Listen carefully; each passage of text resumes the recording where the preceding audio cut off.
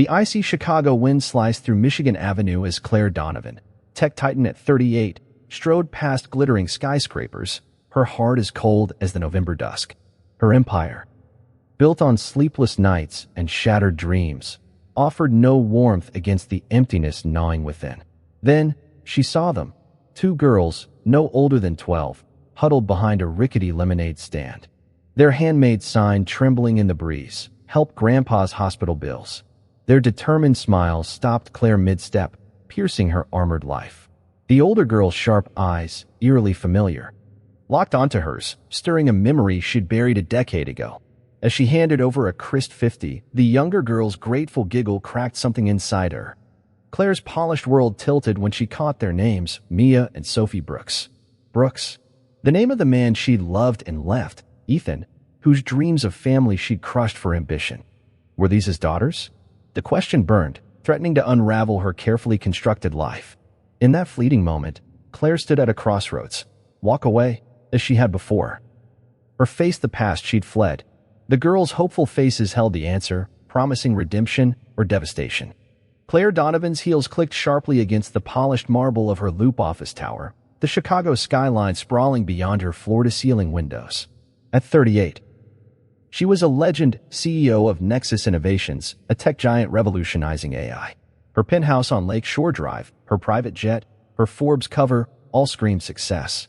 Yet, as she dismissed her board after another grueling merger meeting, a hollow ache lingered, untouched by wealth. She'd traded love for power, and the cost haunted her in quiet moments. That November evening, craving escape, she wandered Michigan Avenue, the city's pulse a distraction from her solitude. The magnificent mile buzzed, holiday lights twinkling, shoppers bustling, but Claire felt detached, a spectator in her own life. Then she saw the lemonade stand. Tucked between a boutique and a coffee shop, it was a fragile oasis of childhood ambition. Two girls sat on a faded blanket, their cardboard sign scrawled with care. Lemonade $2. Help Grandpa's hospital bills. The older, perhaps 11, counted coins with a mathematician's precision, her dark curls framing a serious face. The younger, maybe 9, arranged plastic cups with artistic flair, humming softly. Their resilience struck Claire. These weren't beggars but entrepreneurs, fighting for someone they loved. "Want some lemonade, lady?" the older girl called, her voice steady despite the cold. Claire, drawn by their grit, crouched to their level. "It's homemade. Squeezed fresh this morning." The younger girl's eyes sparkled, her gap-toothed smile infectious. Claire, usually guarded, softened. "What are your names?" she asked, handing over a 50. "I'm Mia Brooks," the older said proudly, "and this is Sophie Brooks." The name hit like a sledgehammer, conjuring Ethan Brooks, her college love, or almost fiancé. The man she'd walked away from 10 years ago. Her hand trembled as she took the lemonade, its dark chill grounding her racing thoughts. "Why are you selling lemonade?" Claire asked, masking her turmoil. Mia's face grew solemn. "Our grandpa Henry's sick, heart trouble. The hospital bills keep coming, and we want to help." Sophie nodded, her small hands clutching a cup. "He tells us stories about our dad, who's in heaven now." Claire's breath caught. Heaven? Was Ethan gone? She forced a smile, her mind spiraling. "You're brave, girls. Your dad would be proud." Mia tilted her head, studying Claire with unsettling intensity. "Do you know about dads in heaven?" Claire faltered, the question too raw. I hope he's watching over you." As she walked away, the city's noise faded, replaced by memories of Ethan, his warm laugh, his dreams of kids, and a quiet life. She'd chosen her startup over his ring, convinced love would cage her ambition. Now, these girls, possibly his, were fighting for their grandfather while she drowned in wealth. Back in her penthouse, Claire poured a glass of wine, staring at the city below. She opened her laptop, hesitating before typing Ethan Brooks' obituary. The screen glowed with answers she wasn't ready to face, but the girls' faces, Mia's resolve, Sophie's hope, demanded she keep searching. Tomorrow, she'd return to that stand, chasing a truth that could either destroy her or save her. Claire barely slept, Ethan's name echoing through her dreams. By dawn, her laptop was open again, fingers trembling as she scoured the internet. The obituary appeared first, dated June 12, 2018. Ethan Brooks, 31, beloved son, husband, and father, passed away after a valiant battle with leukemia. Survived by daughters Mia, 4, and Sophie, 2, his wife Laura Evans Brooks, and father Henry Brooks. Claire's heart sank. Ethan, gone. His daughters, now 11 and 9, were the girls from the lemonade stand. The math was merciless. 7 years since his death, 10 since she'd left him. She studied a photo from the obituary. Ethan, thinner but smiling, holding toddler Mia, Sophie on his lap. Those eyes, Mia's eyes, stared back, accusingly familiar. Claire's mind rewound to 2013, their last fight. Ethan, then 26, had proposed in their cramped Evanston apartment, his simple gold ring gleaming with promise. "We'll build a life, Claire, kids, a home, love that lasts." She'd panicked, her startup consuming her. "I'm not ready, Ethan. I may never be." His heartbroken gaze had followed her out the door. She'd buried the guilt, building Nexus into a billion-dollar empire. Now, his daughters were selling lemonade to save their grandfather, while she lived in luxury built on his broken dreams. She returned to Michigan Avenue at dusk, the lemonade stand a beacon in the crowd. Mia spotted her first, her gaze wary but curious. "Back for more lemonade?" Sophie bounced, offering a cup. Claire nodded, crouching. "How's your grandpa?" Mia's shoulders tensed. "He's in the hospital again. The doctors say he needs surgery, but it's expensive." Sophie's voice dropped. "We're trying so hard, but it's never enough." Claire's throat tightened. These girls carried burdens no child should, just as Ethan had carried her rejection. "Your last name?" "Brooks." Claire ventured, heart pounding. "Did your dad? Was his name Ethan?" Mia's eyes narrowed, Ethan's intelligence blazing through. "How'd you know?" Claire froze, scrambling. I knew an Ethan Brooks once. A good man." Sophie's face lit up. "That's our dad. Grandpa says he was the best, always helping people." Mia's suspicion lingered. "He died when I was little. Leukemia. Mom too, in a crash a year later." Claire's world spun. Laura, Ethan's wife, gone too. Henry, his father, was all the girls had left. She bought 10 cups of lemonade, slipping a $100 bill into Mia's jar. "Keep the change. You're doing amazing." Mia's frown deepened. But Sophie beamed. "Will you come back, nice lady?" Claire nodded, tears threatening. "I promise." Back in her office, she collapsed, Ethan's obituary still open. His daughters were orphans, fighting for Henry's life while she sat in an ivory tower. The irony was crushing. She'd fled Ethan's love to avoid responsibility, yet here it was, staring her down in Mia's fierce eyes and Sophie's hopeful smile. Claire dialed her assistant. "Cancel my week. All of it." She needed answers about Ethan's life, his family, and how she could help without unraveling the lies she'd just begun.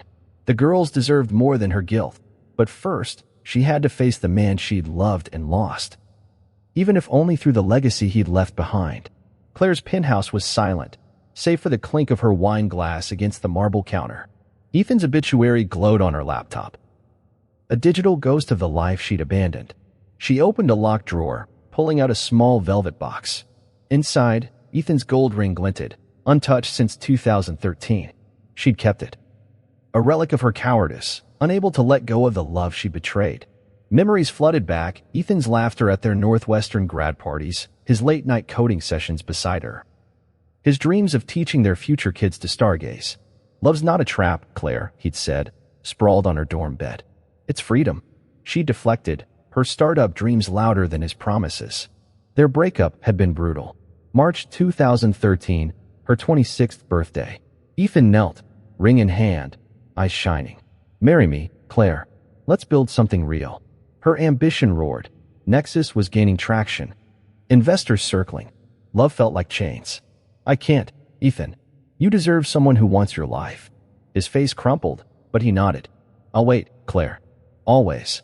She walked away, burying her heart in code and contracts. 6 months later, mutual friends mentioned Ethan's new love, Laura, a nurse with his same warmth. Claire had seethed, then buried herself deeper in work. Now, Mia and Sophie's faces haunted her. They were Ethan's dream realized, brilliant, kind, resilient. But they were struggling, while Claire's wealth could solve their problems in a heartbeat. She scrolled Ethan's old social media, managed by Henry. Photos showed him as a father, reading to Mia, painting with Sophie, his smile undimmed by illness. A 2017 post from Laura read, "Ethan's fighting leukemia with all he's got. Our girls keep him strong." Claire's chest ached. He'd built the family she'd refused, only to lose it all. She remembered their last meeting, 2015, at a Chicago tech conference. Ethan, already sick, had approached her booth. "You did it, Claire. I always knew you would." His eyes held no bitterness, only pride. She'd mumbled congratulations on his marriage, avoiding his gaze. He'd mentioned Laura, pregnant with Sophie, his voice soft with love. "I hope you find this kind of happiness, Claire." She'd nodded, fleeing to her next meeting, too scared to admit she hadn't. Now, his daughters were selling lemonade to save Henry, a retired Marine battling heart disease. Claire's wealth mocked her millions in the bank, yet she'd let Ethan's family slip through her fingers. She pictured Mia's sharp calculations, Sophie's colorful cups, their determination a mirror of Ethan's spirit. She'd chosen freedom, but it was a lonely cage. The ring burned in her palm, a reminder of the life she'd rejected. Claire closed the box, resolve hardening. She couldn't undo the past, but she could help Ethan's girls. Tomorrow, she'd start quietly, anonymously, to ease their burden without revealing her shame. But as she stared at Chicago's glittering skyline, doubt crept in. Could she help without facing the truth? Ethan's memory demanded honesty. But Claire wasn't ready to confess her role in his heartbreak. For now, she'd act in shadows, hoping money could buy redemption where courage had failed her a decade ago. Claire's office hummed with the quiet efficiency of a tech empire, but her mind was on Michigan Avenue. Mia and Sophie's lemonade stand had become her obsession, their struggle a call to action she couldn't ignore. Ethan's daughters deserved better than scraping by, and Claire's wealth could ensure it. But guilt demanded discretion. She wasn't ready to face them as the woman who'd broken their father's heart. She needed a plan, one that helped without exposing her past. By noon, she was on the phone with Marcus Tate, a private investigator Nexus used for corporate espionage. "I need everything on Henry Brooks, age 70, and his granddaughters, Mia and Sophie. Medical records, finances, school, everything. By tonight." Marcus delivered at 8 p.m., his report a gut punch. Henry, a Vietnam vet, lived in a modest Englewood apartment, his heart condition requiring $1.200 monthly in meds and specialist visits. Social Security covered half, leaving rent and food a struggle. Mia, 11, was a fifth-grade prodigy at PS 204, scoring in the 98th percentile for math. Sophie, 9, excelled in art, her teachers noting her emotional depth. Both girls skipped extracurriculars to sell lemonade. Mia often exhausted, Sophie clinging to her sister for stability. The school counselor flagged Mia's adult-like responsibility, noting she tracked Henry's meds with a nurse's precision. Claire's resolve hardened. She contacted Councilwoman Elena Rivera, a Nexus charity partner. "Elena, I need a favor, a big one." By morning, Claire had orchestrated the Chicago Senior Care Fund, a fake municipal program to deliver Henry's meds free. She funneled $50,000 through a shell charity, ensuring anonymity. The plan was seamless. A courier would deliver meds with official-looking letters, citing automatic enrollment. Claire watched from her car as the first delivery reached Henry's door. He frowned, reading the letter, but accepted the package. Relief flooded her. Mia and Sophie could focus on school, not hospital bills. Back at Nexus, Claire threw herself into work, but the girls lingered in her thoughts. She returned to the stand Friday, buying $30 worth of lemonade. "How's your grandpa?" she asked. Sophie beamed. "He's feeling better. Some city programs send his medicine for free." Mia's eyes narrowed. "It's weird, though. Nobody applied for it." Claire's pulse quickened, but she smiled. "Sounds like a miracle." Mia's gaze lingered, Ethan's skepticism reborn. "Maybe," she said, unconvinced. That night, Claire pored over Marcus's report again. Mia's teacher described her as driven, like she's racing against time. Sophie's art depicted perfect families, a child's fantasy of stability. Claire's wealth could buy meds, but not the childhood they'd lost. She remembered Ethan's voice. "Family's worth any sacrifice, Claire." She'd scoffed then, but now his daughter's resilience shamed her. She added a scholarship fund to her plan, funneling money to PS 2044 gifted students. It wasn't enough, but it was a start. As she stared at Ethan's ring, guilt gnawed deeper. She was helping, but hiding. The senior care fund was a lie, and Mia's sharp mind would unravel it.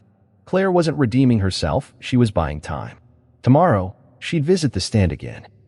Drawn to the girls like a moth to flame, knowing each step closer risked exposure. For now, she'd play the generous stranger, but Ethan's legacy demanded more, a truth she wasn't brave enough to face. Claire's secret unraveled faster than she'd feared. Henry Brooks, a retired Marine with a soldier's instincts, smelled a rat in the Chicago Senior Care Fund. The free meds, the vague letter. The lack of paperwork, it didn't add up. He'd called the city health department, only to get polished answers about automated enrollment.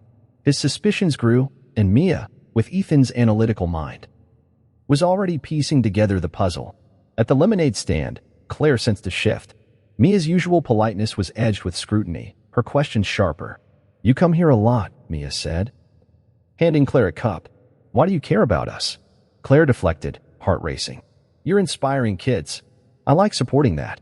Mia's eyes, Ethan's eyes, didn't blink. The truth broke on a chilly Wednesday. Claire arrived to find Mia clutching a faded photo album, Henry standing behind her, his weathered face stern. Sophie looked confused, clutching her sketch pad. "You're not just some lady," Mia said, voice trembling with betrayal. She opened the album, revealing a 2012 photo. Ethan, arm around a younger Claire, both laughing at a Chicago festival. Claire's distinctive sapphire necklace gleamed in the image, the same one Mia had noticed her wearing. "You knew our dad," Mia accused. "You were his girlfriend." Claire's knees buckled. "Mia, Henry cut in, voice low but firm. "You're Claire Donovan, Nexus CEO. Ethan told me about you. The one who broke his heart." Sophie's eyes widened. "You hurt our dad?" Claire's throat closed. The weight of 10 years crashing down. "I loved him," she whispered, "but I was scared. I left him." "I'm so sorry." Mia's face hardened. "So you're buying our lemonade to feel better?" "The medicine was that you too." Claire nodded, tears falling. "I wanted to help, without you knowing who I was." Henry's gaze softened, but Mia's didn't. "You lied to us. Pretended to care. When you're the reason Dad had to find Mom, you don't get to fix it with money." Sophie clutched Mia's arm, voice small. "Why didn't you stay with Daddy?" Claire's sob broke free. "I thought I needed success more than love. I was wrong." Mia slammed the album shut. "We don't need your pity. Stay away from us." Henry placed a hand on Mia's shoulder. "Let's go, girls. We'll sort this out at home." Claire watched them leave, the stand abandoned, lemonade cups toppling in the wind. Back in her penthouse, she collapsed, Ethan's ring cutting into her palm. She'd wanted to help, but her lies had hurt Ethan's daughters worse than her absence. Henry's words echoed. Ethan had spoken of her, even after the pain. Had he forgiven her? She opened his old social media, finding a 2018 post from Laura. "Ethan says he hopes his old love found her happiness. He's at peace." Claire wept, knowing she'd robbed him of hers. Mia's anger burned in her memory, a mirror of Ethan's quiet pain. Claire had built an empire, but it crumbled against a child's righteous fury. She canceled her meetings, ignoring Nexus's demands. Tomorrow, she'd face the consequences: Mia's rejection, Henry's judgment, her own guilt. But running wasn't an option anymore. Ethan's girls deserved truth, even if it destroyed her. For the first time, Claire saw redemption not in money, but in facing the wreckage she'd left behind. The next Monday, Michigan Avenue pulsed with holiday shoppers. But the lemonade stand was a battleground. Claire approached, heart hammering, knowing Mia's anger awaited. The girls were there, but the air crackled with tension. Mia stood, arms crossed, the photo album at her side like a weapon. Henry sat nearby, his gaze heavy with judgment. Sophie's eyes darted between them, her sketchpad clutched tight. A small crowd lingered, drawn by the drama unfolding. "You came back," Mia said, voice sharp enough to cut glass. "After lying to us, you think you can just show up?" Claire swallowed, voice steady despite her fear. "I owe you the truth, Mia. All of you." Mia's eyes blazed, Ethan's fire reborn. "Truth? You were engaged to our dad. You left him, and now you're playing hero with your money." Gasps rippled through the crowd. Claire felt exposed, her polished CEO mask crumbling. "I was young, Mia. I thought love would hold me back. I broke Ethan's heart. And I've hated myself for it every day since." Sophie's voice trembled. "Did Daddy cry when you left?" Claire nodded, tears spilling. "He loved me, and I wasn't brave enough to love him back." Mia stepped forward, voice rising. You don't get to cry. You got rich while Dad got sick. Mom died, and we're stuck selling lemonade to keep Grandpa alive. Your money doesn't fix that." The crowd murmured, phones recording the scene. Claire's shame burned, but she didn't retreat. "You're right. I can't undo what I did. But I'm here now, and I want to help, not because of guilt, but because you and Sophie are Ethan's legacy. You deserve everything he dreamed for you." Henry spoke, his voice gravelly but calm. "Ethan forgave you, Claire. Told me so before he passed. But these girls don't owe you forgiveness." Mia's fists clenched. "You think free medicine makes up for Dad's pain? For us being orphans?" Claire's voice broke. "No, nothing can. But I see Ethan in you. Your strength, your heart. I want to honor him by helping you thrive." Mia's eyes glistened, but her jaw stayed set. "We don't need you. We've got Grandpa. We've got each other." Sophie tugged Mia's sleeve, whispering, "She's sad too, Mia. Like us." Mia shook her head, voice cracking. "She's not our family. She's a liar." Claire knelt, meeting Mia's gaze. "I lied because I was ashamed, but I'm done hiding. If you let me, I'll be here. For you, for Sophie, for Henry. Not to replace anyone, but to support you." Mia turned away, tears falling. "Go away, Claire. We don't want your help." The crowd dispersed, whispers trailing. Claire stood, trembling, as Henry led the girls away. Back at Nexus, her assistant rushed in. "Claire, that confrontation's gone viral. Investors are freaking out." Claire stared at her desk, Ethan's ring in her pocket. She'd faced Mia's fury, but the cost was rising. Her empire teetered, her secrets exposed. Yet, Mia's pain cut deeper than any boardroom crisis. Claire had to keep going, not for her reputation, but for Ethan's girls. Tomorrow, she'd try again. Knowing each step risked more than her wealth, it risked her heart, the one she'd locked away when she left Ethan. Claire's confrontation with Mia exploded across Chicago's media. By Tuesday, tech CEO's secret charity scandal trended on X, grainy videos of the lemonade stand clash racking up millions of views. Nexus's stock dipped 8%, investors demanding answers. Board members flooded Claire's inbox, accusing her of reckless personal involvement tarnishing the company's image. "Step back, Claire," her CFO urged in a tense call. "This is a PR nightmare." But Claire barely heard him. Mia's tear-streaked face, Sophie's confusion, Henry's quiet judgment, they consumed her. Her empire, once her shield, felt irrelevant against the girl's pain. She retreated to her penthouse, Ethan's ring heavy in her pocket. The news played on mute, pundits dissecting her deceptive charity for Ethan's orphan daughters. A leaked Nexus memo revealed her $50,000 donation to the fake Senior Care Fund, sparking ethics debates. Claire's anonymity was gone, her lies exposed to the world. She poured a whiskey, staring at Chicago's skyline. She'd wanted to help Ethan's girls quietly, but her deceit had hurt them more. Now, her company hung in the balance. Resign, and Nexus might recover. Persist. And she risked everything, her legacy, her wealth, her control. Claire called Marcus Tate, the investigator. "Dig deeper into Henry's finances. I need to know how much they need, long term." Marcus hesitated. "Claire, you're in deep. The press is hounding them too. Henry's shielding the girls, but Mia's furious." Claire's chest tightened. She dragged Ethan's family into her mess. Still, she pressed on, wiring $20,000 to PS-204 for Mia and Sophie's scholarships, labeled anonymous. She couldn't stop helping, even if it fueled the scandal. Wednesday, she returned to Michigan Avenue, avoiding the stand. From a cafe across the street, she watched Mia and Sophie, their setup smaller, their smiles forced. Reporters hovered, but Henry shooed them off. His marine glare effective. Claire's heart sank. Mia's anger wasn't just at her, but at the world now invading their lives. She'd wanted to lift their burdens, not add public scrutiny. Her phone buzzed. A board ultimatum. Public apology or resignation by Friday. Claire silenced it, eyes on Sophie's colorful cups, Mia's weary slump. That night, she visited Ethan's old social media. A 2017 video of him with Mia, teaching her fractions. "You're unstoppable, kiddo," he'd said, voice weak but warm.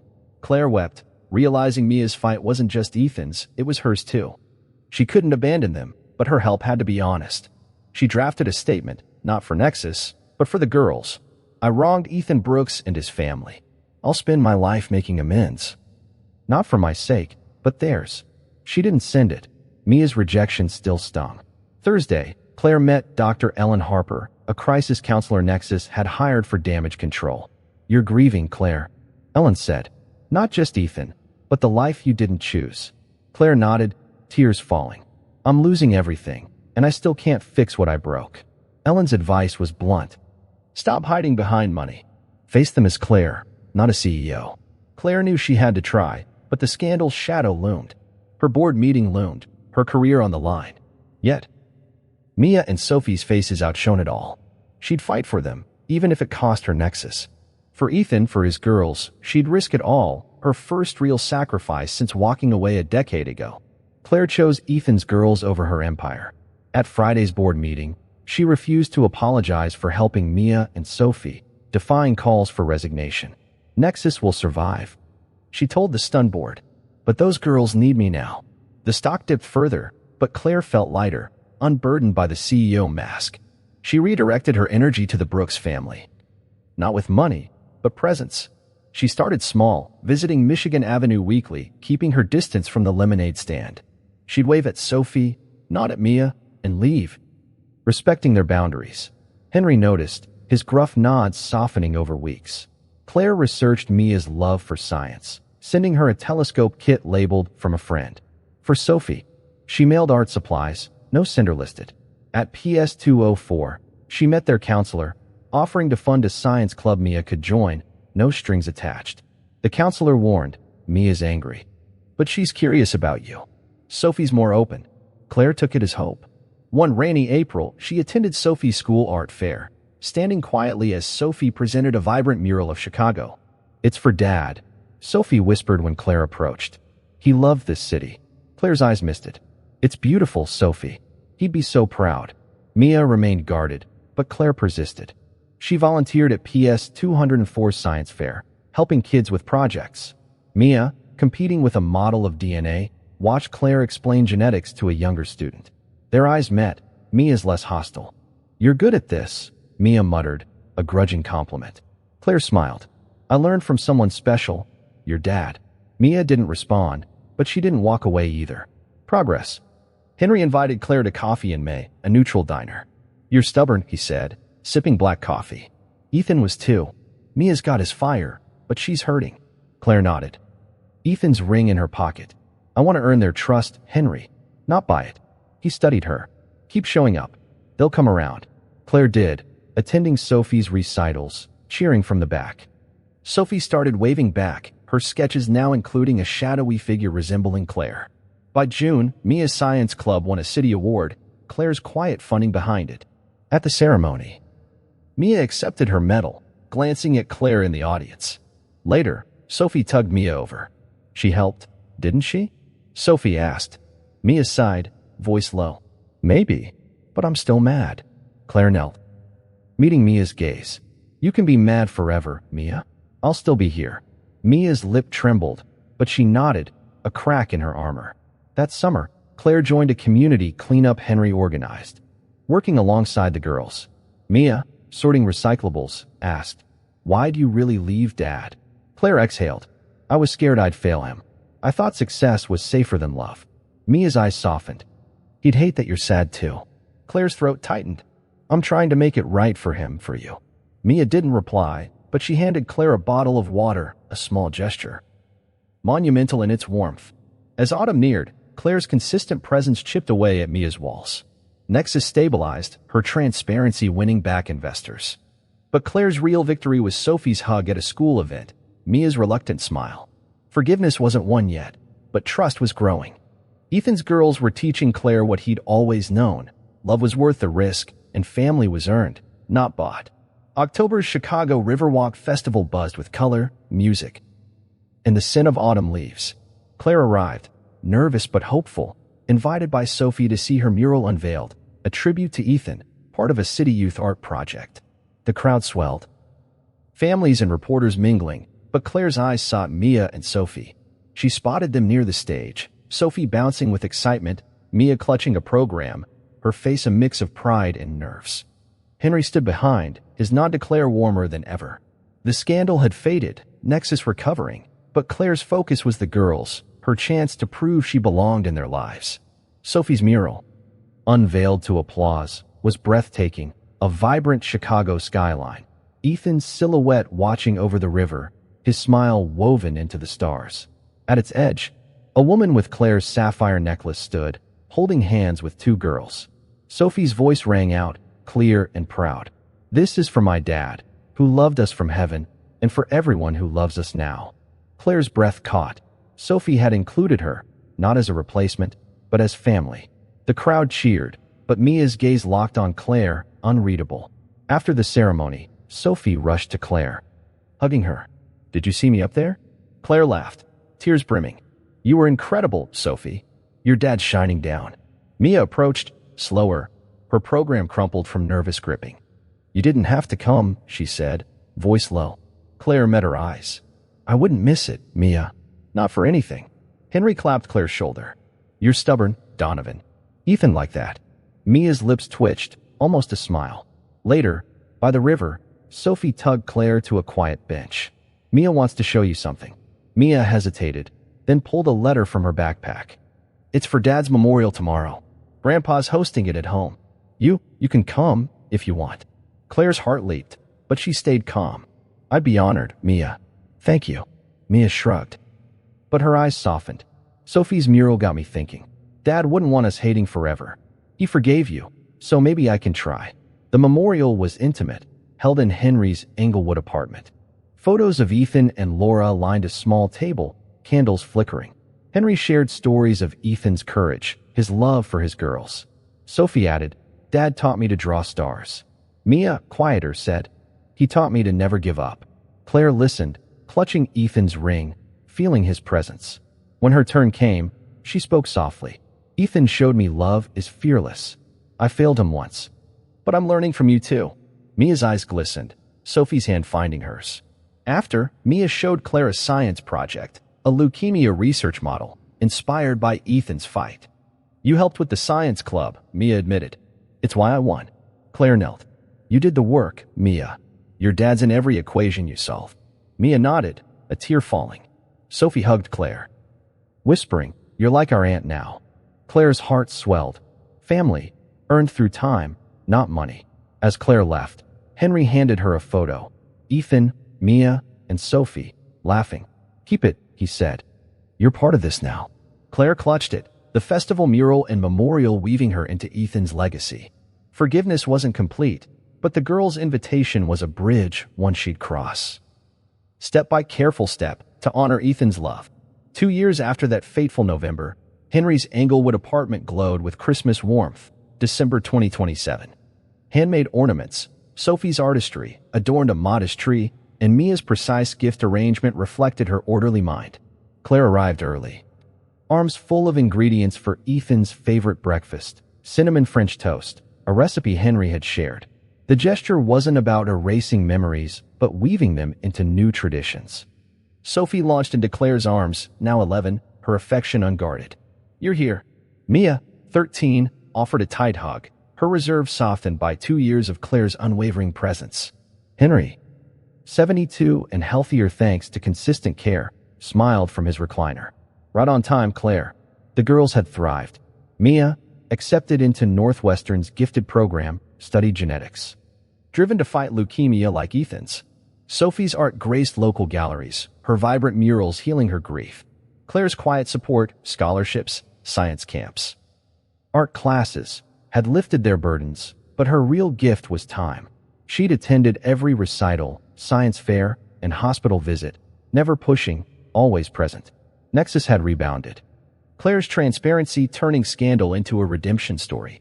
But her true wealth was this family, chosen through courage. "Show her, Mia," Sophie urged, bouncing. Mia revealed a college application essay titled Legacy of Love. "It's about Dad," she said, "and how you helped us keep his dreams alive." Claire read, tears falling. "Claire taught me second chances are real. She's not Mom or Dad, but she's ours." Claire hugged Mia, whispering, "You're changing the world, just like he said." Mia grinned, Ethan's spark in her eyes. "I'm trying." Sophie unveiled a canvas, a family portrait. Henry, Mia, Sophie, Ethan, and Laura in the stars, Claire at their side. You're not replacing anyone, Sophie said, echoing her mural. You just love us. Claire's voice caught. You're my family, Sophie. All of you. Henry raised his coffee mug. To Ethan, who'd be damn proud of this crew. Laughter filled the room. The first Christmas without grief's heavy shadow. Claire gifted them necklaces. Mia's with a microscope charm. Sophie's a paintbrush. Henry's a marine emblem. Her own bore a star, engraved with family in Ethan's handwriting, traced from an old letter. This means I'm yours, Claire said, if you'll have me.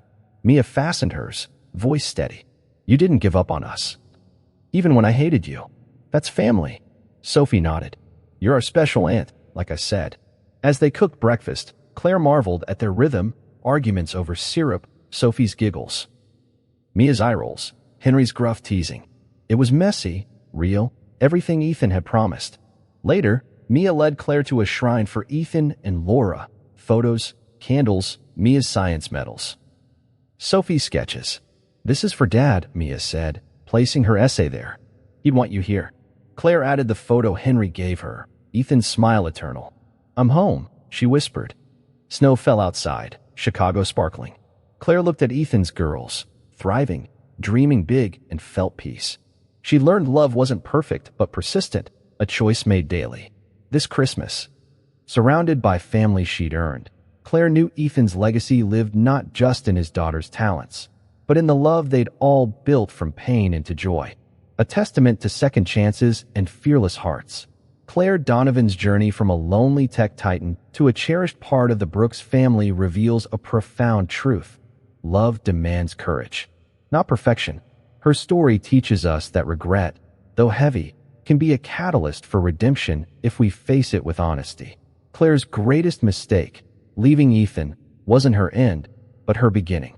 By choosing to show up for Mia, Sophie, and Henry, despite their anger and her own fear, she learned that family isn't born from flawless choices but from persistent, selfless acts. Love doesn't divide when shared. It multiplies, healing wounds and building bonds stronger than past mistakes. Ethan's forgiveness, echoed in his daughter's trust, showed Claire that second chances are possible when we confront our failures head-on, not with money or excuses, but with vulnerability and time. This tale reminds us that life's deepest pains often hide its greatest opportunities. We all carry regrets, words unsaid, chances untaken, hearts we've hurt. But Claire's path proves it's never too late to make amends. True redemption lies in showing up, day after day, choosing connection over comfort, love over fear. Mia and Sophie's resilience mirrors our own capacity to heal, to forgive, to grow, even when the odds seem stacked against us. Pause today and reflect on a regret that lingers in your heart. Is there someone you've hurt, a bridge you've burned? Reach out, send a message, make a call, or simply listen. It won't be easy. Forgiveness, like Claire's, is earned through time and sincerity. Start small, but start now. Choose love over pride, vulnerability over safety. Write a letter, share a memory, or offer a kind gesture. Life's too short for unspoken apologies. Like Claire, you might find not just forgiveness, but a family chosen, messy, and beautifully real waiting on the other side. Act today and let love multiply.